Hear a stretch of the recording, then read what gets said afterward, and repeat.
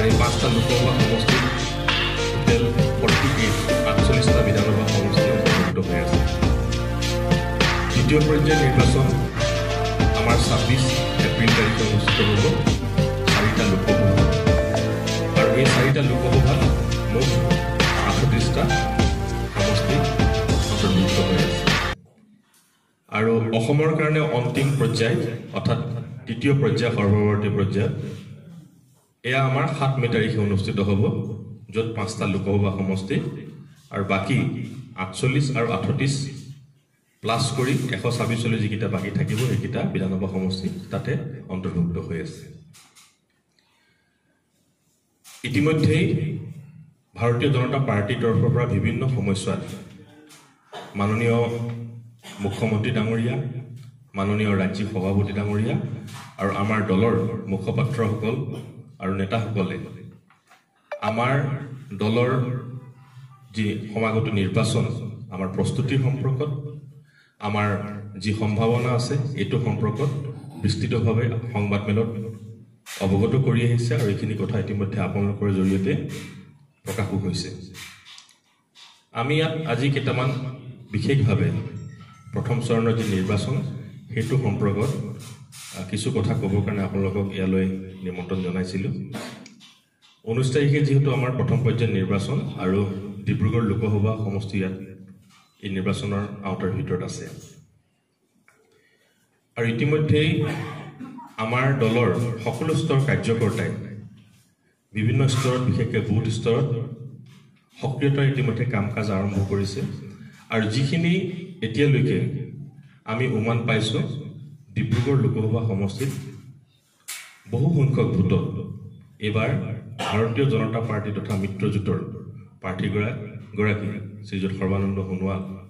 জয়ী হোৱাটো প্ৰায় নিশ্চিত হৈছে। এই প্ৰচাৰ কাৰ্যলৈ ইতিমধ্যে মাননীয় মুখ্যমন্ত্ৰী ডাঙৰীয়াই যোৱা 1 তাৰিখৰ পৰা আনুষ্ঠানিকভাৱে নিৰ্বাচনী প্ৰচাৰ আৰম্ভ কৰিছে। আমি সকলোৱে জানো কালি তেখেতে মাজুলীত চাইকেল ৰেলীৰে এই প্ৰচাৰ কাৰ্য শুভাৰম্ভণি কৰিছে, আৰু তেখেতৰ ইতিমধ্যে সূচী ঠিক হৈছে। অসমৰ 126টা সমষ্টিৰ ভিতৰত বিধানসভা সমষ্টিৰ কথা কৈছোঁ, ইয়াত 14টা লোকসভা আছে। তেখেত 100টা সমষ্টিত নিৰ্বাচনী প্ৰচাৰ কাৰ্য চলাব, আৰু আমাৰ ডিব্ৰুগড় লোকসভা সমষ্টিৰ অন্তৰ্গত এই 10টা বিধানসভা সমষ্টিটো তেখেতৰ প্ৰচাৰ কাৰ্যৰ ইতিমধ্যে দিন, স্থান, তাৰিখ ইতিমধ্যে সময় চূড়ান্ত হৈছে। গতিকে সেইখিনি আপোনালোকৰ হাতত পৰৱৰ্তী সময়ত দি দিব, ক'ত কোনটো বিধানসভা সমষ্টিত তেখেতৰ কেতিয়া ক'ত অনুষ্ঠিত হ'ব সেইটো কথা আপোনালোকক অৱগত কৰা হ'ব। আমাৰ প্ৰাৰ্থীগৰাকীও ইতিমধ্যে নিৰ্বাচনীৰ বিভিন্ন বিধানসভা সমষ্টিত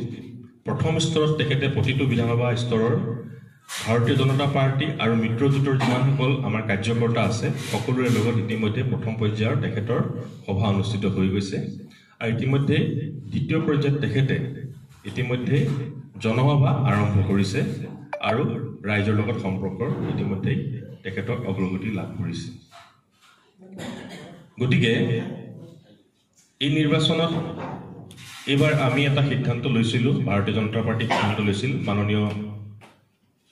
মুখ্যমন্ত্ৰী ডক্টৰ হিমন্ত বিশ্ব শৰ্মা ডাঙৰীয়াৰ মাৰ্গদৰ্শন অনুসৰি এইবাৰ এটা আমি কনষ্ট্ৰাকটিভ যিটো কেম্পেইন বুলি কয় সেই কেম্পেইনেৰে মাজেৰে আমি আগবাঢ়িম। অৰ্থাৎ মোদী চৰকাৰৰ যি আমাৰ 10 বছৰীয়া দায়িত্ব বা শাসন চৰকাৰ পৰিচালনাৰ, তাত যিখিনি ভাল কাম হ'ল, ভাৰতবৰ্ষক যিটো স্তৰলৈ লৈ গ'ল, সমাজৰ অন্তিমজন ব্যক্তিক যি ধৰণে সমাজত মৰ্যাদাভাৱে জীয়াই থকাৰ কাৰণে তেখেতে বাটৰ সন্ধান দিলে, এই কথাবিলাক মহিলাক যি ধৰণে সবলীকৰণ কৰিলে, যুৱশক্তিক যি ধৰণে ৰাষ্ট্ৰৰ নিৰ্মাণৰ কাৰ্যত নিয়োজিত কৰাৰ কাৰণে যিখিনি পৰিকল্পনা কৰিলে, শিক্ষাৰ্থীসকলৰ কাৰণে যি ধৰণে ব্যৱস্থা গ্ৰহণ কৰিলে, খেতিয়কসকলৰ কাৰণে যি ধৰণৰ ইতিমধ্যে যাতে কৃষি উৎপাদন যাতে বৃদ্ধি কৰিব পৰা যায়, কৃষিৰ যিখিনি দ্ৰব্য ন্যূনতম যাতে সমৰ্থিত মূল্যত কেনেধৰণৰ যাতে এনচিঅ'ৰ হৈ থাকিব পাৰে, MSP ইতিমধ্যে নিৰ্ধাৰণ কৰিছে, ইত্যাদি ইত্যাদি যিবিলাক ভাল ভাল কথা আছে, যিবিলাক আমাৰ জনকল্যাণমূলক আঁচনি বা যোজনা আছে, এই গোটেই কথাবিলাক যি ধৰণে তৃণমূল পৰ্যায়লৈ গুচি গৈছে এই কথাবিলাক আমি মানুহৰ মাজলৈ লৈ গৈছোঁ অৰ্থাৎ আমাৰ গোটেই নেৰেটিভটো হৈছে যে আমি এটা কনষ্ট্ৰাকটিভ এটা কেম্পেইনৰ মাজেৰে গোটেই নিৰ্বাচনটো আগবাঢ়ি যাম ইয়াত ব্যক্তিগতভাৱে আমি কাৰোবাক গালি গালাজ কৰা কাৰোবাৰ চৰিত্ৰ হনন কৰা এই বিষয় কিন্তু আমাৰ ফোকাছ থাকিব মূলতঃ উন্নয়নৰ বিষয় আৰু গোটেই বিষয়টো আমি ৰাইজৰ মাজলৈ তেনেধৰণে আমি লৈ যাম যোৱা 10টা বছৰত কি কৰিলোঁ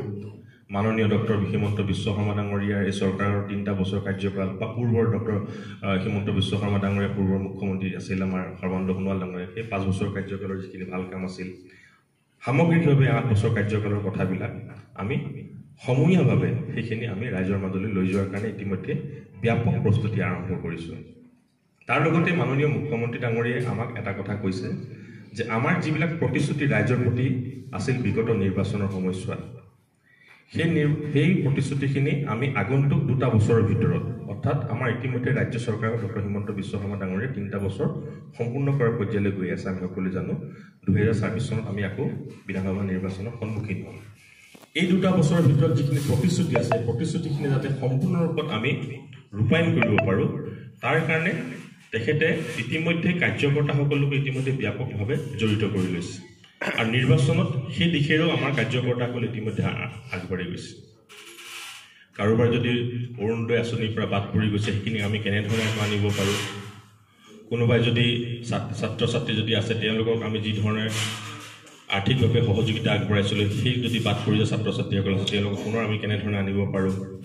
ইত্যাদি বিভিন্ন ধৰণৰ আনুষ্ঠানিক কথাবিলাক লৈ পেলাই ইতিমধ্যে তেখেতে এটি নিৰ্দিষ্ট ৰুটমেপ আমাক ঠিক কৰি দিছে আৰু সেই দৃষ্টিৰে আমি ইতিমধ্যে বুথে বুথে মানুহৰ ঘৰে ঘৰে এই কথাবিলাক লৈ গৈছোঁ আৰু তেওঁলোকৰ লগত মতামত গ্ৰহণ কৰি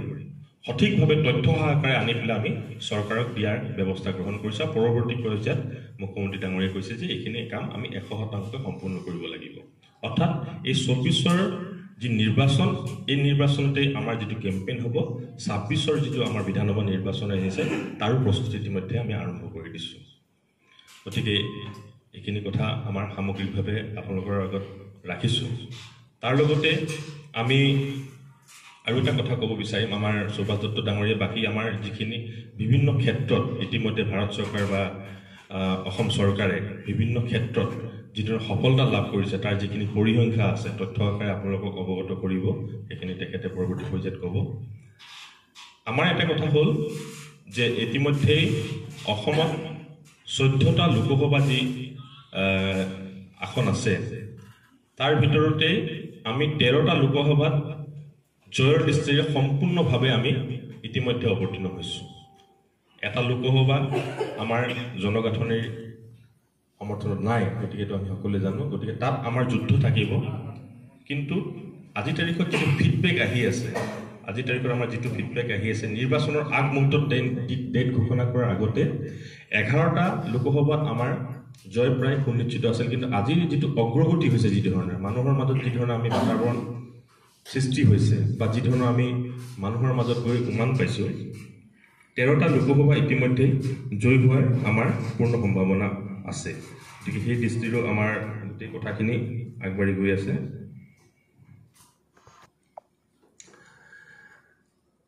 সামগ্ৰিকভাৱে সমগ্ৰ অসমত আমাৰ দলৰ আৰু মিত্ৰজোঁটৰ ইতিমধ্যে ব্যাপক প্ৰস্তুতি হৈছে বুথ পৰ্যায়ত সকলোখিনি আমাৰ ইতিমধ্যে সাজু হৈছে আমাৰ পৃষ্ঠাসমূহলৈকে বুথ পৰ্যায়ত ইতিমধ্যে নিয়োজিত হৈ গৈছে প্ৰতিটো পৃষ্ঠাৰ বিপৰীতে ভোটাৰ যি তালিকাৰ যি পৃষ্ঠা আছে 60জন ভোটাৰ থাকে 30টাকৈ প্ৰতিজন ভোটাৰৰ বিপৰীতে একোজনকৈ কাৰ্যকৰ্তা পৃষ্ঠাসমূহৰ হিচাপে দায়িত্ব দিয়া হৈছে বুথসমূহ সক্ৰিয় হৈ উঠিছে শক্তি কেন্দ্ৰৰ আমাৰ যিটো ষ্ট্ৰাকচাৰ আছে সাংগঠনিক ষ্ট্ৰাকচাৰ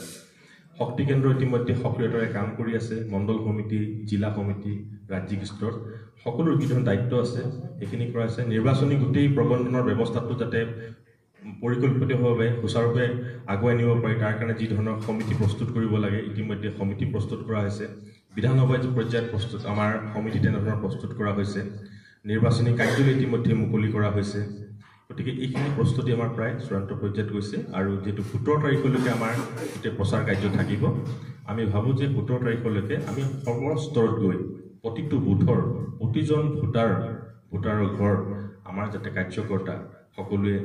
যাব পাৰে সম্পৰ্ক স্থাপন কৰিব পাৰে তাৰ কাৰণে ইতিমধ্যে আমি আমাৰ ৰুটমেপ সম্পূৰ্ণ কৰি তুলিছোঁ গতিকে সদ্যহতে মোৰ ক'বলগীয়াখিনি ইমানে আছে যদি আপোনালোকৰ কিবা আছে ক'ব পাৰে আমাৰ সুভাষ দত্ত ডাঙৰীয়া তেখেতৰ যিখিনি আছে পৰিসংখ্যা ভিত্তিক যিখিনি তথ্য সেইখিনি তেখেতে অৱগত কৰিব ইতিমধ্যে প্ৰমাণিত হৈছে আজি আমি গৌৰৱেৰে ক'ব বিচাৰিছোঁ যে অসমৰ জিএছডিপি আমাৰ ৰাজ্যখনৰ যিটো ঘৰুৱা আয় বাৰ্ষিক আয় ইতিমধ্যে 2023-24 বৰ্ষত 5,70,243 কোটি টকা যিটো এষ্টিমেট কৰা হৈছিল এইটো অতিক্ৰম কৰিছে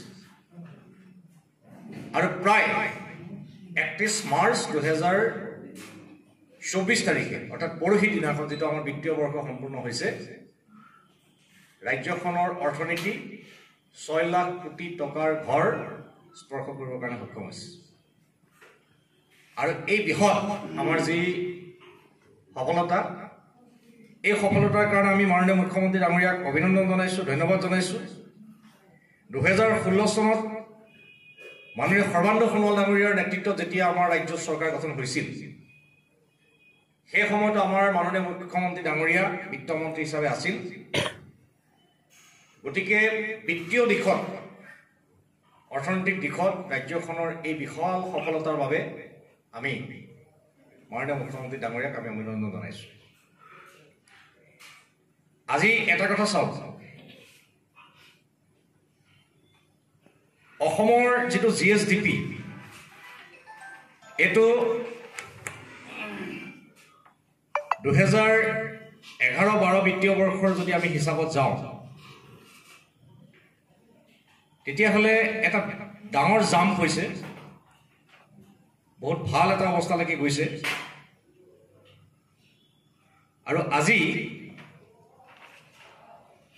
অসমৰ মাননীয় মুখ্যমন্ত্ৰী ডাঙৰীয়াৰ নেতৃত্বত আগন্তুক যিটো বিত্তীয় বৰ্ষ এই বিত্তীয় বৰ্ষত আমাৰ জিএছডিপি এষ্টিমেট কৰা হৈছে 6,43,000 কোটি টকা যিদৰে যোৱাবাৰ এইটো ক্ৰছ কৰিছিল জিএছডিপি এইবাৰো আমি আশা কৰিছোঁ যে এইটো 6.5 লাখ কোটি টকা যিটো ভাবা হৈছে এইটো স্পৰ্শ কৰাই নহয় এইটো অতিক্ৰম কৰিবৰ কাৰণে সক্ষম হ'ব আজি ৰাজ্যখনৰ পাৰ কেপিটা ইনকাম লাষ্ট ইয়াৰ মতে 1,35,787 টকা যিটো 11-12 বিত্তীয় বৰ্ষত আছিলে 80,440 টকা অৰ্থাৎ ৰাজ্যৰ জনসাধাৰণৰ জনমূৰি আয়ু বৃদ্ধি পাইছে ৰাজ্যখনৰ যোৱাবাৰ যিটো আমাৰ বাজেট এক্সপেণ্ডিচাৰ আছিলে তাতে আশা কৰা হৈছিল যে আমি 27,000 কোটি টকা আমি কেপিটেল এক্সপেণ্ডিচাৰ কৰিম অসমৰ ইনফ্ৰাষ্ট্ৰাকচাৰ ডেভেলপমেণ্টৰ কাৰণে উন্নয়নৰ কাৰণে কেপিটেল একাউণ্টত আশা কৰা হৈছিল যে আমি 27,000 কোটি টকা খৰচ কৰিম কিন্তু সেয়াও এই বিত্তীয় বৰ্ষত 30,000 কোটি টকা স্পৰ্শ কৰিবৰ কাৰণে সক্ষম হৈছে অসমৰ জনসংখ্যা 3,40 লাখ পশ্চিমবংগৰ জনসংখ্যা 10 কোটি আজি পশ্চিমবংগৰ মমতা বেনাৰ্জীৰ চৰকাৰৰ কেপিটেল এক্সপেণ্ডিচাৰ 25,000 কোটি আৰু অসমৰ ডক্টৰ হিমন্ত বিশ্ব শৰ্মা ডাঙৰীয়াৰ চৰকাৰৰ এতিয়া আমাৰ কেপিটেল এক্সপেণ্ডিচাৰ হ'ল 30,000 কোটি আমাতকৈ ধনী ৰাজ্য বুলি কৈ থাকে আমি আজি কৰ্ণাটকৰ লগত আমি ফেৰ মিলাবৰ কাৰণে সক্ষম হৈছোঁ আজি ধনী ৰাজ্য বুলি কয় ডাঙৰ ৰাজ্য বুলি কয় আজি পাঞ্জাৱতকৈ আমাৰ বিত্তীয় অৱস্থা বহুত ভাল আজি কষ্টেল ষ্টেট হোৱাৰ পাছতো আমি আজি কেৰেলাতকৈ অসমত আমি কেপিটেল এক্সপেণ্ডিচাৰৰ ক্ষেত্ৰত আমি আগবাঢ়ি যাবৰ কাৰণে সক্ষম হৈছোঁ আৰু যোৱা বিত্তীয় বৰ্ষটোৰ সামৰণিৰ লগে লগে যিটো আমাৰ ডাটা ইতিমধ্যে আহিছে এই তথ্যই কয় যে মাননীয় মুখ্যমন্ত্ৰী ডাঙৰীয়াই যিটো কথা কৈ আছে যে অসম ভাৰতবৰ্ষৰ আগশাৰীৰ 5খন ৰাজ্যৰ ভিতৰত এখন হ'ব এই কথাটো এই 3 বছৰত আজি প্ৰমাণিত হৈছে তথ্য সহকাৰে আমি আপোনালোকৰ যোগেদি আজি অসমৰ ৰাইজক আমি অৱগত কৰিছোঁ যে ৰাজ্যখনৰ বিত্তীয় অৱস্থা যথেষ্ট ভাল ৰাজ্যখন প্ৰগতিৰ পথত আজি আগবাঢ়ি গৈছে দ্বিতীয় কথাটো হ'ল আজি বিৰোধী দলবিলাকে বিভিন্ন ধৰণেৰে আমাৰ চৰকাৰখনক সমালোচনা কৰিছে আজি বিভিন্ন ধৰণৰ কথা কৈ আছে আমাৰ ডিব্ৰুগড় লোকসভা সমষ্টিৰ প্ৰাৰ্থী সৰ্বানন্দ সোণোৱাল ডাঙৰীয়া তেখেত 2016 চনত অসমৰ মুখ্যমন্ত্ৰী হিচাপে দায়িত্ব লোৱাৰ সময়ত তাৰ আগৰ যিটো বিত্তীয় বৰ্ষ আছিল সেই বিত্তীয় বৰ্ষটোত অসমৰ কেপিটেল এক্সপেণ্ডিচাৰ আছিল মাত্ৰ 4,500 কোটি টকা সেই 4,500 কোটি টকাটো জাম কৰি সৰ্বানন্দ সোণোৱাল ডাঙৰীয়া মুখ্যমন্ত্ৰী থকাৰ অৱস্থাত এইটো 18,000 কোটি টকা স্পৰ্শ কৰিবৰ কাৰণে সক্ষম হৈছিল আৰু আজি যিটো 30,000 কোটি টকা স্পৰ্শ কৰিবৰ কাৰণে সক্ষম হৈছে ৰাজ্য চৰকাৰৰ যিটো বাজেটৰ যিটো পৰিসৰ এই পৰিসৰটো বৃদ্ধি হৈছে আজি ভাৰতীয় জনতা পাৰ্টীয়ে যাৰ হাতত নেতৃত্ব দিছে সৰ্বানন্দ সোণোৱাল ডাঙৰীয়া মুখ্যমন্ত্ৰী ডক্টৰ হিমন্ত বিশ্ব শৰ্মা ডাঙৰীয়া তেখেতসকলৰ বলিষ্ঠ নেতৃত্বতে আজি ৰাজ্যখন আগবাঢ়ি গৈছে আজি তথাকথিত ভণ্ড যিবিলাক জাতীয়তাবাদী নিৰ্দলীয় হিচাপে যি প্ৰতিদ্বন্দ্বিতা কৰিছে তেওঁলোকৰ নেতৃত্বই বিভিন্ন ধৰণৰ কথা বতৰাবিলাক কৈ আছে তেখেতসকলৰ ৰাজনীতিটো মিথ্যাচাৰৰ ওপৰত প্ৰতিষ্ঠিত তেওঁলোকে মিছা কথা কৈ ৰাজনীতি কৰিছে আৰু মিছা কথা কৈ ৰাইজৰ মাজত ৰাজনৈতিক উদ্দেশ্য প্ৰণীতভাৱে অপপ্ৰচাৰ চলাই বাংলাদেশৰ পৰা শ শ মানুহ আহিব বুলি হাজাৰ হাজাৰ কোটি কোটি মানুহ আহিব বুলি ৰাইজৰ মাজত আতংকিত কৰি তেখেতসকলে এটা মিথ্যাচাৰৰ ৰাজনীতিৰ এটা পৰিৱেশ ৰচনা কৰি তেখেতসকলে ৰাজনীতি কৰিছে তেখেতসকলে ৰাজনৈতিক দলটো হোৱা নাই ৰিকগনাইজ নহয় আজি তেখেতসকলে আমাক সমালোচনা কৰে সৰ্বানন্দ সোণোৱাল ডাঙৰীয়াই IMDT আইন বাতিল কৰাবৰ কাৰণে সক্ষম হৈছিল তেখেতৰ এটা ডাঙৰ এচিভমেণ্ট সৰ্বানন্দ সোণোৱাল ডাঙৰীয়াই অসমত অবৈধভাৱে জাপি দিয়া IMDT আইন বাতিল কৰাবৰ কাৰণে সক্ষম হৈছিল এইটো তেখেতৰ এটা ডাঙৰ ৰাজ্যখনৰ প্ৰতি জনসাধাৰণৰ প্ৰতি অসমীয়া জাতীয় জীৱনৰ প্ৰতি তেখেতৰ অৱদান বৰাক ব্ৰহ্মপুত্ৰ পাহাৰ ভৈয়ামত বসবাস কৰা বিভিন্ন জাতি জনগোষ্ঠীক ঐক্যবদ্ধ কৰি স্বৰ্গদেউ চাওলুং চুকাফাৰ আদৰ্শেৰে বীৰ লাচিত বীৰ চিলাৰায় আদৰ্শেৰে অসমীয়া জাতীয় জীৱনক নেতৃত্ব দিয়াৰ কাৰণে তেখেতৰ মুখ্যমন্ত্ৰী হৈ থকাৰ অৱস্থাত বা বৰ্তমান কেন্দ্ৰীয় মন্ত্ৰী হিচাপে তেখেতে কতো তেখেতে ত্ৰুটি বিচ্যুতি কৰা নাছিল আজি বীৰ ৰাঘৱ মৰাণ আজি তেখেতক ৰাজ্যিক ভিত্তিত আজি প্ৰতিষ্ঠা কৰা হৈছে সন্মানিত কৰা হৈছে আজি সতী সাধনীয়ে কওক আজি বীৰ চিলাৰায়ে কওক আজি স্বৰ্গদেউ সৰ্বানন্দ সিংহ সকলোকে মৰ্যাদা সহকাৰে যদি জাতীয় জীৱনৰ লগত যদি কোনোবাই পৰিচিত কৰি দিছে অসমৰ নতুন প্ৰজন্মৰ লগত যদি কোনোবাই পৰিচিত কৰিছে মুখ্যমন্ত্ৰী হিচাপে সেয়া সৰ্বানন্দ সোণোৱাল ডাঙৰীয়াই কৰিছে আৰু আজি অসমক আজি দিল্লী দৰবাৰত বলিষ্ঠভাৱে নেতৃত্ব দি আজি মোদী ডাঙৰীয়াৰ চৰকাৰত সফল 10টা মিনিষ্ট্ৰীৰ ভিতৰত তেখেতৰ 2টা মিনিষ্ট্ৰী যিটো ছেকেণ্ড পজিশ্যন আহিছে শিপিং ৱাটাৰৱেজ এণ্ড পোৰ্ট আৰু আয়ুষ যাৰ যোগেদি আজি তেখেতৰ দক্ষতা প্ৰমাণিত কৰিবৰ কাৰণে সক্ষম হৈছে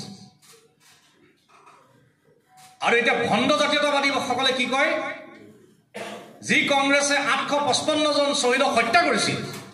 অসম আন্দোলনৰ সময়ত 855 জন শ্বহীদক হত্যাকাৰী কংগ্ৰেছৰ বুকুচাত উঠি নিজকে জাতীয়তাবাদী বুলি আজি পৰিচয় দিবলৈ লাজ নকৰা এইসকল লোকে এতিয়া সৰ্বানন্দ সোণোৱাল ডাঙৰীয়াক সমালোচনা কৰিছে গতিকে আজি এটা কথা চাওক আজি সৰ্বানন্দ সোণোৱাল ডাঙৰীয়া ডক্টৰ হিমন্ত বিশ্ব শৰ্মা ডাঙৰীয়াৰ নেতৃত্বত আজি অসম আগবাঢ়ি গৈছে বিগত 10টা বছৰত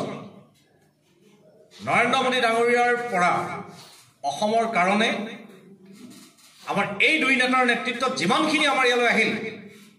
ভাৰতবৰ্ষৰ স্বাধীনতাৰ পিছত কোনো দিনেই অসমৰ ৰাইজে এনেকুৱা ধৰণৰ উন্নয়নৰ মুখ দেখিবলৈ সক্ষম নাছিল আজি প্ৰায় 6 লাখ কোটি টকা বিভিন্ন আঁচনি আৰু বিভিন্ন প্ৰকল্পৰ বাবদ অসমলৈ আহিছে আজি চাংচাৰিত এইমছ প্ৰতিষ্ঠা হ'ল all India institute of medical science আজি ৰেলৱে ট্ৰেকবিলাক ডাবলিং হৈছে ৰেলৱে ট্ৰেকবিলাক আজি ইলেক্ট্ৰিফিকেশ্যন হৈছে আজি all India institute of medical ছায়েন্সৰ উপৰিও আজি 12খন মেডিকেল কলেজ নিৰ্মাণ কৰি নতুনকৈ সম্পূৰ্ণ হৈছে 450খন মডেল হস্পিটেল প্ৰায় 700খন প্ৰাইমেৰী হেল্থ চেণ্টাৰ যাৰ নিৰ্মাণৰ দায়িত্বত আমি আছোঁ আমাৰ মাননীয় পুলক গোহাঁই ডাঙৰীয়া চেয়াৰমেন মই ভাইচ চেয়াৰমেন আমি হাউচিং বোৰ্ডে বনাইছোঁ আজি ইটাখলিত থকা যিখন মডেল হস্পিটেল সেইখন আমি হাউচিং বোৰ্ডে নিৰ্মাণ কৰা আজি গুইজানত যিটো প্ৰাইমেৰী হেল্থ চেণ্টাৰ সেইটো আমি আমাৰ হাউচিং বোৰ্ডে নিৰ্মাণ কৰা আজি আপোনালোকক আমি গৌৰৱেৰে ক'ব বিচাৰিছোঁ আজি 6খন ইঞ্জিনিয়াৰিং কলেজ আজি আমাৰ 6খন মহিলা মহাবিদ্যালয় আজি নতুনকৈ 14খন ইউনিভাৰ্চিটি আজি আমাৰ ৰাজ্যখনৰ নিৰ্মাণ হৈছে এয়া মোদী ডাঙৰীয়াৰ প্ৰধানতাৰ কাৰণে নিৰ্মাণ হৈছে শদিয়াৰ দলং বগীবিলৰ দলং ব্ৰহ্মপুত্ৰৰ ওপৰত দ্বিতীয়খন শৰাইঘাটত দ্বিতীয়খন দলং আজি ধুবুৰী ফুলবাৰী ব্ৰিজ আজি নিৰ্মাণ হৈ আছে কোনো ধৰণৰ আন্দোলন নকৰাকৈ ব্ৰহ্মপুত্ৰৰ ওপৰত 5খন নতুন দলং আজি যোৰহাট মাজুলীক সংযোগ কৰি মাজুলী লখিমপুৰক সংযোগ কৰি যি দলং নিৰ্মাণ হৈছে এয়া ভাৰতীয় জনতা পাৰ্টি মোদী ডাঙৰীয়াৰ এয়া অৱদান আজি যোগীঘোপাত মাল্টি লেভেল লজিষ্টিক পাৰ্ক আজি আমাৰ ইনফ্ৰাষ্ট্ৰাকচাৰৰ কাৰণে আজি ৰূপসী নামৰ এটা নতুন এয়াৰপৰ্ট এইবিলাক আমাৰ মোদী ডাঙৰীয়াৰ নেতৃত্বত এই 10 বছৰত অসমৰ ৰাইজে পাইছে আটাইতকৈ ডাঙৰ কথাটো হ'ল আমি আন্দোলন নকৰাকৈ আজি আপোনালোকে জানে এসময়ত অসমত তেল শোধনাগাৰ স্থাপন কৰিবৰ কাৰণে ইয়াত আন্দোলন কৰিব লগা হৈছিল এতিয়া আন্দোলন নকৰাকৈ ডিগবৈ শোধনাগাৰৰ শোধন ক্ষমতা বৃদ্ধি পাইছে নুমলীগড় শোধনাগাৰ শোধন ক্ষমতা 3 মিলিয়ন মেট্ৰিক টনৰ পৰা 9 মিলিয়ন মেট্ৰিক টনলৈকে বৃদ্ধি কৰা হৈছে নতুনকৈ তাত এটা বায়'ফুৱেল ৰিফাইনেৰী তাত নতুনকৈ প্ৰতিষ্ঠা কৰা হৈছে আজি বাৰাউনীৰ পৰা আমাৰ ইয়ালৈ তেল আনিবৰ কাৰণে নতুনকৈ পাইপলাইন প্ৰতিষ্ঠা হৈছে ঘৰে ঘৰে গেছ ৰন্ধন গেছৰ সংযোগ দিব পৰাকৈ আজি ইয়াতে আমাৰ গেছৰ লাইন প্ৰতিষ্ঠা কৰা হৈছে এইবিলাক আটাইবিলাক মোদী ডাঙৰীয়াৰ অৱদান আৰু যিখিনি আমাৰ মাননীয় সৰ্বানন্দ সোণোৱাল ডাঙৰীয়া আৰু ডক্টৰ হিমন্ত বিশ্ব শৰ্মা ডাঙৰীয়াই আনিবৰ কাৰণে সক্ষম হৈছে কংগ্ৰেছে